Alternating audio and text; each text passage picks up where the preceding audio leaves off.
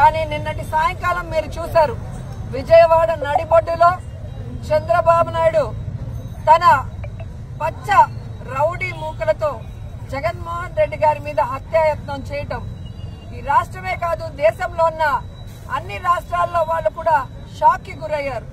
అంటే ప్రజల అభిమానం పొందడానికి ప్రజలకు చేసిన మంచి చెప్పుకోవాలి, లేదా ఏం మంచి చేయబోతున్నామో చెప్పుకొని వారి యొక్క ఆశీర్వాదాలు తీసుకోలే గాని ప్రజలు అభిమానించే నాయకుడిని లేకుండా చేసి తాను అధికారంలోకి రావాలన్న కుట్ర కుతంత్ర రాజకీయం చంద్రబాబు నాయుడు చేయడం దురదృష్టకరం.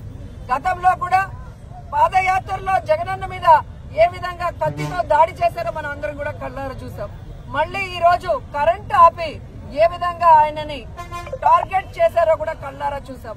ఈ రాష్ట్రంలో ఉన్న ప్రతి పేదవాడు ఈ రోజు ఏడుస్తున్నాడు. తమ కోసం ఇన్ని అవమానాలు ఇన్ని కష్టాలు భరిస్తున్న జగన్మోహన్ రెడ్డి గారిని ఈ విధంగా వీళ్ళు టార్గెట్ చేసి ఆయన క్యారెక్టర్ గురించి బ్యాడ్గా చెప్పడం, ఆయన చేస్తున్న పరిపాలనని తప్పుగా ప్రజల్లోకి తీసుకుని వెళ్లాలన్న ప్రయత్నం చేయటం. ఈ రోజు సిద్ధం సభలు గాని మేమంతా సిద్ధం బస్సు యాత్రలో మండు టండల్లో కూడా వెన్నెల్లో లాగా ప్రజలు సంతోషంగా నిలబడి ఈ రోజు ఆయన ఆహ్వానిస్తుంటే కడుపు మంటతో ఆయన మీద హత్యాయత్నం చేయించడం ఈ రాష్ట్రంలో ఉన్న ఎవరూ కూడా మర్చిపోరని కూడా తెలుగుదేశం పార్టీ వాళ్ళకి హెచ్చరిస్తున్నాం. ఈ రోజు మీకు చెప్తున్నాం, ప్రజలు అభిమానించే ప్రేమించే జగనన్న రక్తం మీరు కళ్ళ చూశారు. ఖచ్చితంగా 2024 మే 13 జరిగే ఎన్నికల్లో తెలుగుదేశం జనసేన పార్టీల రక్తాన్ని కళ్ళ చూసే విధంగా ప్రజలు వాళ్ళకి ఓట్లతో బుద్ధి చెప్పి ఆ పార్టీని ఈ రాష్ట్రం నుంచి తరిమి కొడతాయని కూడా వాళ్ళకి తెలియజేస్తూ ప్రజల్లోకి జగనన్న అభిమానులంతా వెళ్లి చంద్రబాబు నాయుడు చేస్తున్న కుటిల రాజకీయాలు వెన్నుపోటు రాజకీయాలు ఈ రోజున జగన్ రాయి పడింది జగన్కి గాయమైతే రాష్ట్రానికి గాయమైందని మాట్లాడుతూ ఉన్నారు. 15 ఏళ్ల అమర్నాథ్ అడ్డంగా కాల్ చేస్తే 15 ఏళ్ల అమర్నాథ్ నిర్దాక్షిణ్యమైన పసిబిడ్డ చెరుకు తోటలో తీసుకెళ్లి కాల్ చేస్తే రాష్ట్రానికి గాయం అవలా. 30,000 మంది ఆడపిల్లలు అదృష్టమైతే రాష్ట్రానికి గాయం అవలా. గాయమైందంట. గాయం పొద్దున్న చూస్తా ఉన్నా, నిన్న వైఎస్ జగన్కి రాళ్ళు ఇసిరారంట ఎవరో. అదేంటి చిత్రమో పాపం. ఎప్పుడు ఎలక్షన్లు రాగానే ఆయనకి ఏదో ఒక గాయం జరుగుతుంది. కరెక్ట్గా ఎలక్షన్ల ముందే ఎవరో ఒకరు చచ్చిపోవడం లేదా చంపేయడము. అంత హై సెక్యూరిటీ సిఐఎస్ఎఫ్ ఉన్న వైజాగ్ ఎయిర్పోర్ట్లో 2019కి కోడి కత్తితో గాయం చేశారంట అక్కడ. సరే, మనందరం ఏం చేసాం? జనం కూడా ఏంటి కదా, మన తిలక్ గారు చెప్పినట్టుగా, దేవరకొండ బాలగంగాధర్ తిలక్ చెప్పినట్టుగా, కొడవగంటి మనకి కుటుంబరావు గారు చెప్పినట్టుగా, మనందరం మధ్యతరగతి మనుషులు. మనందరికీ ఏంటంటే అధికారం ఉన్నోడు డబ్బున్నోడు ఏమి చేసినా దానికి ఒక నైతిక భాష్యం ఇస్తాం. పాపం కాకినాడలో ఉండే ఒక మాఫియా డాన్ను ఎవరిని కత్తితో పొడిచినా పాపం ఆయన ఏ పరిస్థితుల్లో పొడిచారో పాపనండి, పాపం చంపేశారు. వైఎస్ వివేకానంద రెడ్డి గారిని ఏ పరిస్థితుల్లో పొడిచారో తెలియదండి మాకు. 30,000 మంది ఆడపిల్లలు అదృశ్యమయ్యారని పాపం జగన్ గారు ఏం చేస్తారండి పాపం. ఇది సగటు మధ్య తరగతి మనం చేసే తప్పు. ఇది మన హక్కులు మనం తెలుసుకోవట్లేదు. జగన్కి గాయం అయితే రాష్ట్రానికి అయ్యా గాయం. మీ జెడ్ కేటగిరీ సెక్యూరిటీ ఏం చేస్తుందా? మీ జెడ్ కేటగిరీ సెక్యూరిటీ చూసుకోరా మీరు? మరి చంద్రబాబు గారి మీద రాళ్ళు కొట్టించినప్పుడు రాళ్ళ వర్షమే కురిపించారా మీరు? అప్పుడు ఏమైపోయినాయి? అప్పుడు రాష్ట్రానికి గాయం జరగలేదా? అంటే మీ మీద ఇంత గులకరాయి పడితేనే గాయం అయిపోయినట్టు. ఏమో ఎవడు చేశాడో నా సంతాపం నాకు బాధ కలుగుతుంది. నన్ను అడిగారు ఈ రోజున స్టేట్మెంట్ ఇవ్వమని చెప్పారు మా పార్టీ వక్తలందరూ. సార్ జగన్ గారికి ఇలా దెబ్బ తగిలింది అంటే నన్ను ఏం చేయమంటారన్న. ఆయనకి కొంచెం మీరు త్వరగా కోలుకోవాలని ఇవ్వంటే ఏమో అది నిజమో అబద్ధమో నాకేం తెలుసు. అతనే ఇలా టప్పని కొట్టేసుకున్నాడేమో ఎవరికి తెలుసు? తెలియదు కదా.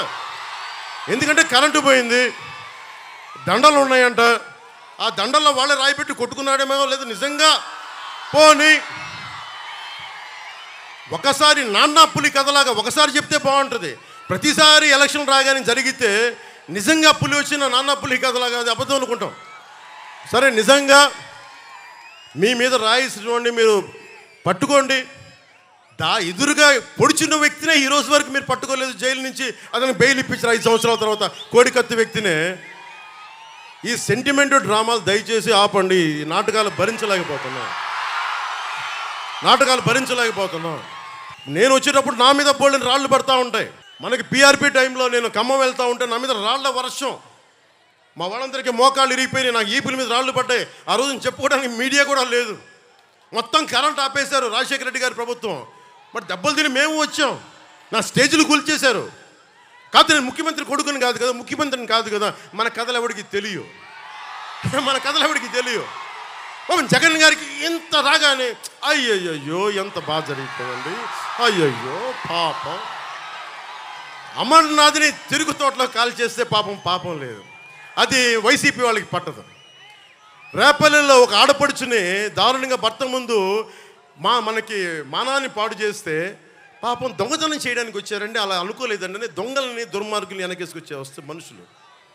జగన్ గారిది ఇంత పడగానే నాకు నిజంగా అనిపించింది, జెడ్ కేటగిరీ సెక్యూరిటీ మీరందరూ ఏమయ్యారయ్యా? పోలీస్ అధికారులు ఏమయ్యారు? డీజీపీ గారు ఏమైపోయారు? ఇంటెలిజెన్స్ ఆఫీసర్ గారు ఏమైపోయారు మీరంతా? ఒక అందరినీ దాడి చేసే వ్యక్తి అతని మీద దాడి చేయడానికి ఎవడన్నా సంతోషిస్తాడు? మనకి నిజంగా సాహసిస్తాడా? నిజంగా ఇంత యంత్రాంగం ఉండి పట్టుకోవడానికి మీకు ఎంతసేపు పట్టుకోవడానికి? రేపొద్దున ఎవడన్నా పట్టుకుని కూడా వాళ్ళు ప్రేరేపించారు, వీళ్ళు మీ వాడే చేశాడేమో. 2019లో మీకు కూర్చోబెట్టి కోడికత్తి కోసం జగన్ గారు సీఎం అవ్వాలని డ్రామా ఆడటానికి నేనే పొడిచానని ఆ అబ్బాయి చెప్పాడు. ఈరోజు అలాగే చేశారేమో కనుక్కోండి. కానీ నేను మీకు చెప్తున్నాను, ఇలాంటి డ్రామాలకి మనం పడాల్సిన అవసరం లేదు. దయచేసి పడకండి. నిర్ద్వందంగా దాన్ని తీసి పక్కన పెట్టండి. అరే, ఇద్దరు చెల్లెళ్ళు, సొంత చెల్లెళ్ళు. అరే, మా నాన్నగారిని చంపేశారు, మా చిన్నాయిని చంపేశాడంటే అడ్డగోలుగా బద్దలు కొట్టి కత్తితో పొడిచి చంపితే అందరూ గుండి పొడిచి పడిపోయాడండి. వీళ్ళ కథలు మనం ఎలా నమ్ముతాం? ఈరోజు ఆయన వివేకానంద రెడ్డి గారు అమ్మాయి సునీత గారు వైరాలజిస్ట్. ఆవిడ అమెరికాలో చదువుకున్న వ్యక్తి, వైరాలజిస్టు. కరోనా లాంటి వైరస్ని ఆవిడ దాని మీద నిజంగా వైద్యం చేయగలిగే వ్యక్తి. ఆవిడ కూర్చొని నా తండ్రిని చంపారంటే ఒక్క పోలీస్ అధికారి దాని మీద మాట్లాడు. CBI central bureau of investigation వస్తే కడపలో కోర్టులోకి వెళ్ళనివ్వరు వాళ్ళని. ఇంత దారుణంగా ఉంటే మనందరం కూర్చొని చేతులు ముడుచు కూర్చున్నాం. మనకు పౌరుషం చచ్చిపోయింది. ఎందుకు నేను వ్యతిరేక ఓటును చీలద్దు ఎందుకంటానంటే ప్రజాస్వామ్యాన్ని కూని చేసేవాడు ఒకడు కూర్చొని మనందరినీ పొడుస్తా, చంపుతా, దోపిడీ చేస్తా ఉంటే ఎంతకాలం భరిస్తాం? ఎంతకాలం?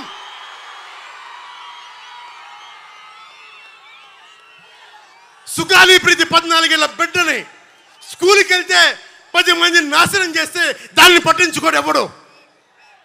జగన్మోహన్కి బొక్క పడితే, చిన్న గులకరాయి పడితే రాష్ట్రం అంతా ఊగిపోతాయి. సగటు మనిషి బాధ మనకి తెలియదు. సగటు మనిషి బాధ మర్చిపోయాం. నిజంగా నాకు ఆవేదన ఉంది, ఏడుపు వస్తుంది. తప్పు జగన్మోహన్ రెడ్డి కాదు, మనదే. మనకు పౌరుషం చచ్చిపోయింది.